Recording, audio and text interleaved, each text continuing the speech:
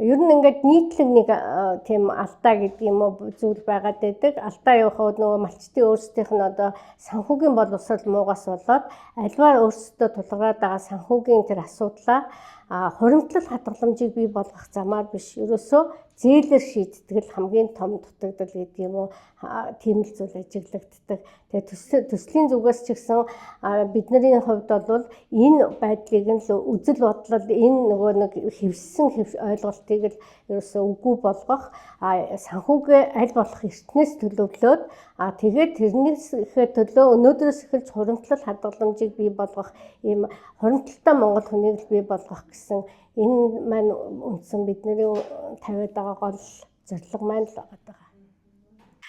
Байгаа гэдэж анх ингээд яг энэ талаар ярихаар яг л хэлдэг те зээлтэй өөртөө байхад эсвэл ингээд бид нарт ямар ч арга алга гэдэг. Гэтэл яг өөрсдийнх нь бодит жишээг нь за танах хэдэн малтай байна. Ямар боломж байгаа те энэ малаа нөгөө мал аж ахуйгаа ухаалгаар эрхлээд эргэлтэнд оруулаад жилдээ хэдэн төгрөг танаас хийх боломжтой байна. Эсвэл одоо сайл сүүнийхаа цагаар те зуны цагуудад гээд ингээд өөрсдийнх нь жишээг яг өөрсдөр нь гаргуулад тооцоог нь хийгээд үзэхээр өгөхөд тэд нар яг зөв ойлгоод эхэлдэг. Эсвэл одоо яг ингээд өөрсөн дээр нь жишээ болгоод өгчхөр бол бас шал анги байдаг. За жишээлбэл Ховд аймгийн Мөнхайрхан суман дээр бид нар яг энэ сургалтыг хийсэн. Ингээд тухайн үед бол судалгаа аваад нийт одоо 560 өрхийн 130-аад өрхтөн судалгаа хийгээд тэр судалгаа хийсэн өрхөөсөө 3 айлыг нэг сонгож аваад тэр айлууд дээр мал аж ахуйг нь бол 5 жилийн хугацаанд яаж хуримтлал хадгаламж бий болох вэ гэдгийг жишээлээд авч үзсэн.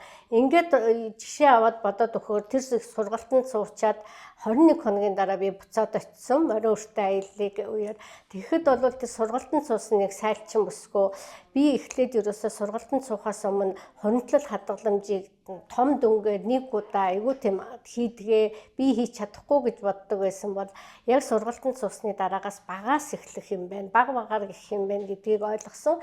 Тэгээд сургалтаас харингуутаа сарлагаас саагаад үнэгээ ингээд сарлагаас саагаад сүүгээ борлуулсан байгаа. Тэгээ 21 хоногийн дотор бол би яг таны зааснаар ингээд 7 хоног болгоныхаа сүг өдөр болгоныхаа сүг цаашаа ингээгүй. Гэхдээ би нэг 3 удаа сумын төв орохдоо тэр өдрийнхөө сүнүүдийг авчираад борлуулахад би 384 мянган төгрөгийн хуримтлалтай болцсон гэд ингээ сууж исэн байгаа. Энэ бол нэг даваа сүрэн гэдэг нэг сайлчин өөхөн байгаа. Энэ бол бодит жишээ.